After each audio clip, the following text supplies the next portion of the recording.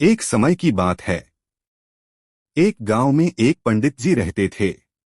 वे अत्यंत सज्जन, सरल, विद्वान और भजनानंदी ब्राह्मण थे।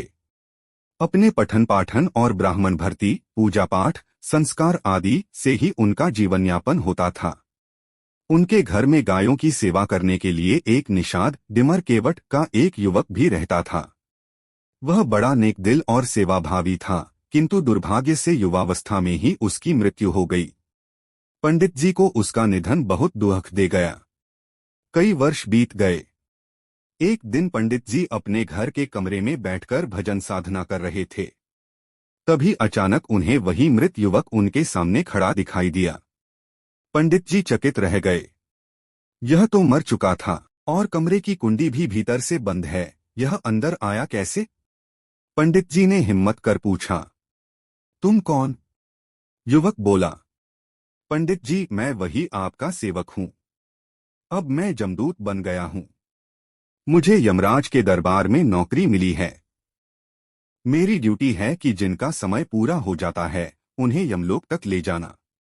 उसी समय उसने कहा, अभी अभी आपके गांव के ही एक सेठ का समय पूरा हो गया है। वह अभी थोड़ी देर पहले अपने पोते के विवाह का मुहूर्त पूछकर गए थे, लेकिन अब उनका अंत आ चुका है। बस बहाना बनेगा, पेट में तेज दर्द उठेगा और वे तड़पते तड़पते प्राण त्याग देंगे। पंडित जी स्तब्ध रह गए। कुछ ही देर में मोहल्ले से रोने पीटने की आवाज आई। लोग कह रहे थे, सेठ जी अभी तक तो स्वस्थ थे, अचानक पेट दर्द हुआ और प्राण निकल गए। पंडित जी को यकीन हो गया कि वह युवक सचमुच अब जमदूत बन चुका है। वह जमदूत समय समय पर पंडित जी के पास आता और उनसे थोड़ी बातचीत करता। एक दिन पंडित जी ने पूछा, भैया एक बात बताओ, कोई नरक की भयंकर यातना से कैसे बच सकता है? जमदूत बोला, बहुत सरल उपाय है पंडित जी। जो मस्तक पर तिलक धारण करता है, गले में तुलसी की माला पहनता है, निष्ठापूर्वक एकादशी का व्रत करता है और श्री राम नाम का जप करता है, वह नरक की यातनाओं से मुक्त हो जाता है। भगवान की कृपा से उसके पाप इसी जीवन में भोग लिए जाते हैं, नरक जाने की आवश्यकता नहीं पड़ती। पंडित जी ने कहा, भैया तुम एक बार यमराज से पूछकर देखना। यदि संभव हो तो मुझे जीते जी नरक और स्वर्ग का दर्शन करा दो।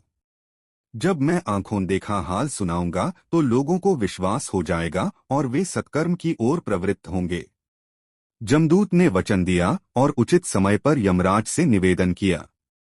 एक रात पंडित जी अपने तख्त पर सो रहे थे। अचानक दो तीन जमदूत आए और उन्हें उठा ले गए। क्षण भर में पंडित जी ने अपने को नरक के द्वार पर पाया। वहां का दृश्य बड़ा भयानक था।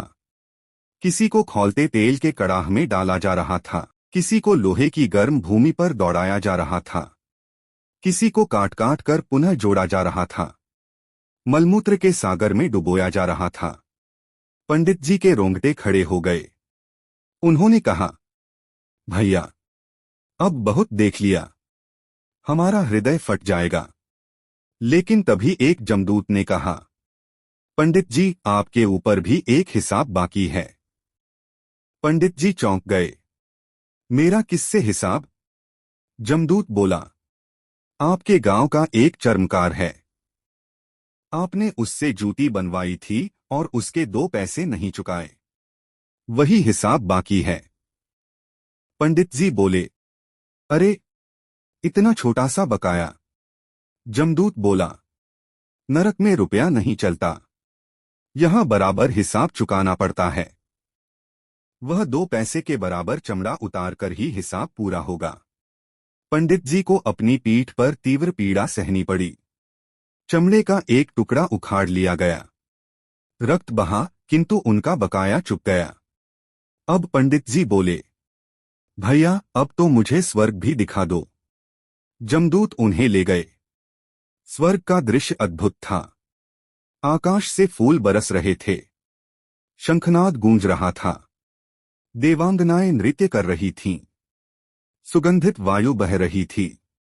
वहां उन्होंने देखा कि उनके गांव का ही एक हरिभक्त पिछले जन्म के पुण्य से दिव्य विमान में बैठ स्वर्ग जा रहा है। पंडित जी भाव विभोर हो गए।